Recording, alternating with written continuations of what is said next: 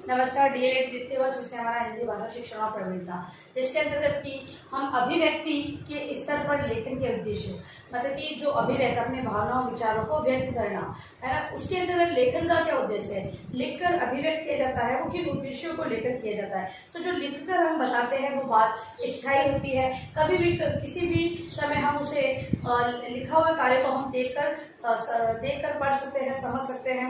इसके अलावा जो मौखिक अभिव्यक्ति होती है उसके अंतर्गत जो कही गई बात होती है, अगर उसे दोबारा सुनना है, ये समझ में नहीं आया है तो पुनः उसे बोलना पड़ता है, व्यक्त करना पड़ता है। जबकि लिखित जो अभिव्यक्ति होती है उसमें जो लिखित रूप में जो भावनाएं विचार व्यक्त किए होते हैं वो स्थायी रूप से होते हैं, कभी भी व्यक्ति उसे खोलकर देखकर पढ़कर समझ सकता है। तो इसी कारणों से कुछ उद्देश्य होते हैं लेखन के जो अभिव्यक्ति के अंतर्गत पाए जाते हैं।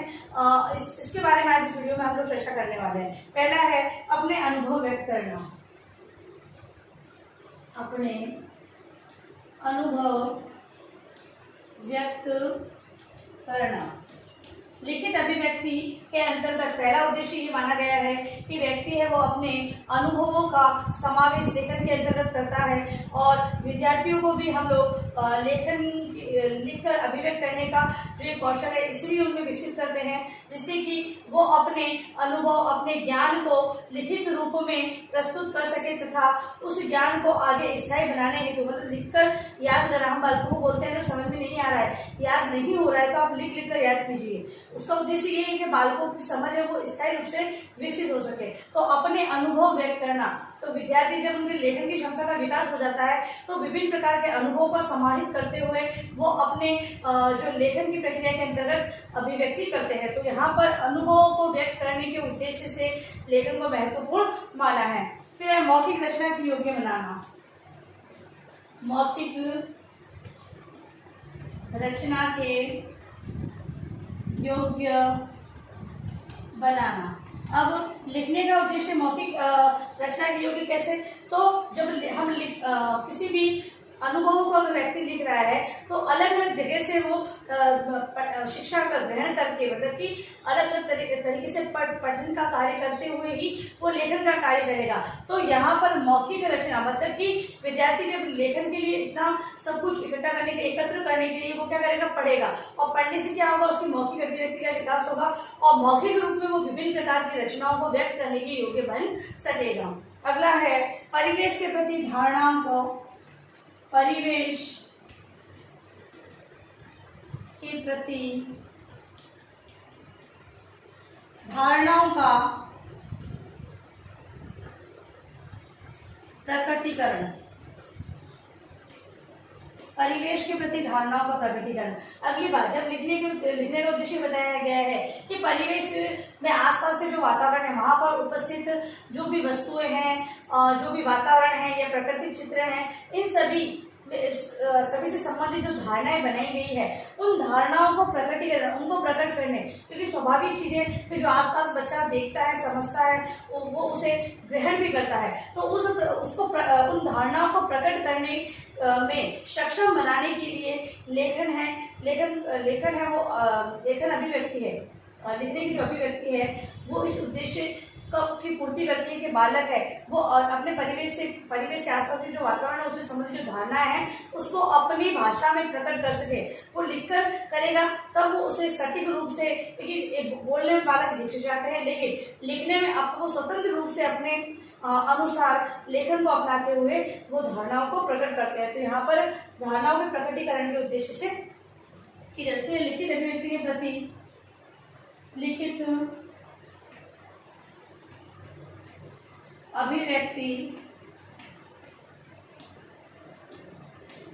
अभिव्यक्ति के प्रति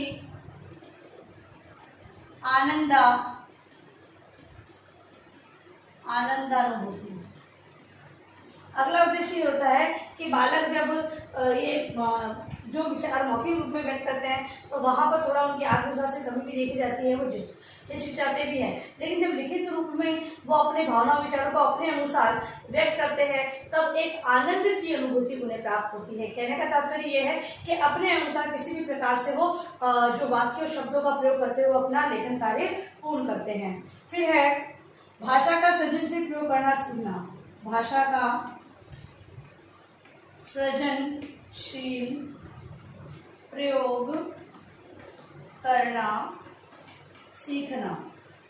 लिखित रूप में जो भावनाएं विचार व्यक्त किया जाता है उसमें जहाँ पर गलती होती है उसमें सुधार किया जा सकता है, लेकिन मौखिक रूप में हम लोग दोबारा उसे रिपीटेशन करके सुधार तो उसमें कर सकते हैं, लेकिन हो सकता है जो मौखिक रूप में अभिव्यक्त किया गया है वो कहाँ पर सुधार है वहां पर सुधार को उपेक्षा भी उसकी हो सकती है, मतलब उसे अनदेखा भी किया जा सकता है। लेकिन जो लिखित रूप में स्थायी रूप से जो चीज हमारे पढ़ी है उसमें अगर कोई गलती होती है तो उसमें सुधार किया जाता है। ठीक है, तो भाषा का सृजनशील प्रयोग यानी कि बालक है वो लिखित रूप में मौखिक रूप में दोनों रूप में सृजनशीलता का मतलब ये होता है कि क्रिएटिविटी लाना। अब क्रिएटिविटी वो मौखिक रूप में भी हो सकती है, लिखित रूप में भी हो सकती है। जब बालक लिखने के लिखकर अभिव्यक्त करने का क्षमता का विकास बालक के अंदर हो जाता है तो वो सृजनशील रूप ले लेता है, यानी विद्यार्थी वो क्या करते हैं वो अपने अनुसार किसी भी कार्य को करने देते हैं। मान लो जैसे कि कोई निबंध प्रतियोगिता हो रही है, उदाहरण देती हूँ मैं कि निबंध प्रतियोगिता हो रही है, यहाँ पे सृजनशीलता बालकों के अंदर कैसे विकसित हुई, तो लेखन का अभ्यास करते करते बालक क्या करेंगे कि पहले तो कुछ बालक होंगे वो सीधे सीधे जितना जैसे याद किया वैसा निबंध लिखेंगे, और कुछ बालक उसमें ऐसे होंगे जो हर तरह के अनुभवों को समाहित करते हुए अपनी निबंध रचना को लिखेंगे। हम देखते हैं कि बहुत सारे जो बच्चे होते हैं उनकी जो लेखन का कार्य है वो अलग से व्यक्ति को प्रभावित करता है। वो क्यों? क्योंकि उनमें सृजनशीलता का समावेश होता है।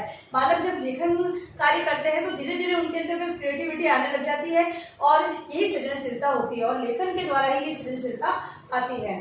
फिर है भाषा शैली का चयन एवं प्रभावशीलता। भाषा शैली का चयन एवं प्रभावशीलता। भाषा शैली का चयन एवं प्रभावशीलता।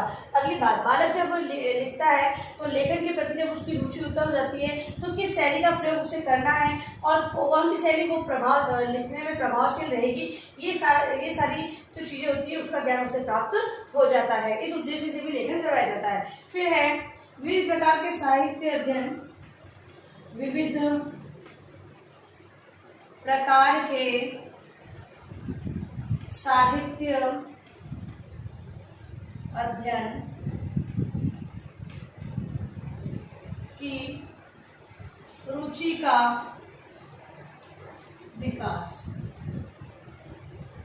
बालकों में विविध प्रकार के साहित्य, भाषा से संबंधित साहित्य अपार है और उन विविध साहित्यों के प्रति बालकों की रुचि उत्पन्न, जब लिखने के कौशल का विकास होता है तो अलग अलग तरह का लेखन कार्य को करने लग जाते हैं और उनका रुचि का विकास वहां पर हो जाता है। फिर है विविध प्रतियोगिताओं में भाग लेना।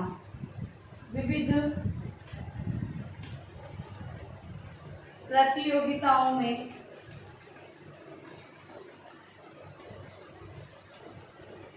भाग लेने की प्रवृत्ति का विकास। बालक लेखन से संबंधित जो विकास उनमें होता है उसी के कारण वो विविध प्रकार की प्रतियोगिता में भाग लेने की प्रवृत्ति उनमें जागृत हो जाती है। अगला है पत्र पत्रिकाएं। पत्र पत्रिकाओं में रचना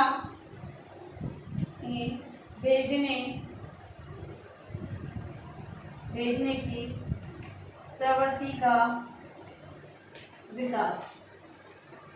बालक में जब लेखन की प्रवृत्ति का विकास हम लोग देखते हैं कि विभिन्न पत्रिकाओं में छोटे छोटे लेख लिखे होते हैं, छोटी कविताएं दी होती है, वो विद्यार्थियों के द्वारा लिखी होती है, उनका नाम उनका एड्रेस वगैरह लिखा होता है। तो ये सारी चीजें बालकों के लेखन के प्रति जब रुचि जागृत रहती है, लिखकर वो अभिव्यक्त करने का जो विकास उनमें हो जाता है, तब वो क्या करते हैं अन्य पत्रिकाओं में देखते हैं या उन पत्रिकाओं में जो लेख छपते हैं उनमें वो भाग लेते तथा अपने लेख को भी उसमें प्रकाशित करवाने का कार्य वो करने लग जाते हैं। लास्ट है अनुवाद की प्रवृत्ति का विकास। अनुवाद की प्रवृत्ति का विकास। जब बालकों में लिखकर अभिव्यक्त करने की क्षमता का विकास हो जाता है, वो लिखकर अभिव्यक्त करने लग जाते हैं, तब बालक है उनके अंतर्गत अनुवाद की प्रवृत्ति, मतलब कि किसी भी कार्य की जब शब्द भंडार में वृद्धि हो जाती है तो संबंधित संबंधित जो अर्थ है उसको वो जान लेते हैं तथा किसी और भाषा में अनुवाद करने की क्षमता का विकास भी लेखन अभिव्यक्ति के माध्यम से बालकों में विकसित हो जाता है। तो इस प्रकार से जो ये उद्देश्य है, इन उद्देश्यों की पूर्ति करने हेतु ही विद्यार्थियों को अभिव्यक्ति के स्तर पर लेखन करवाया जाता है, मतलब लिख कर अभिव्यक्त करने का क्षमता का विकास बालकों में किया जाता है इन उद्देश्यों को पूरा करने हेतु। अब लिखे अपना गृह कार्य प्रश्न आप लोग।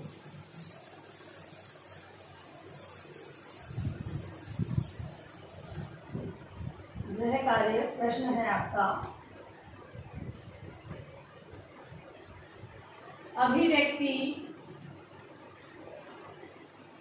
के स्तर पर लेखन के उद्देश्यों का वर्णन करें। ठीक है, जो अभी आप उद्देश्य मैंने आपको बताया है, इन उद्देश्यों को आप वर्णन करें। निबंधात्मक उत्तर के रूप में आपको लिखना है। ये जो टॉपिक है वो आपका बड़ा टॉपिक है और जिसको मैंने पॉइंटों के माध्यम से समझाया है, इसका वर्णन आप अपनी उत्तर पुस्तिका में एक निबंधात्मक उत्तर के रूप में लिखकर लाएंगे। और अंत में इस महामारी के दौर में कम से कम आवश्यक कार्य होने पर बाहर निकले। बाहर निकलते 3 बातों का आपको विशेष ध्यान रखना है। मास्क लगाना है, सोशल डिस्टेंस बनाना है, हाथों को वापस सैनिटाइज करते रहना है। सुरक्षित रहे, सभी का ध्यान रखें।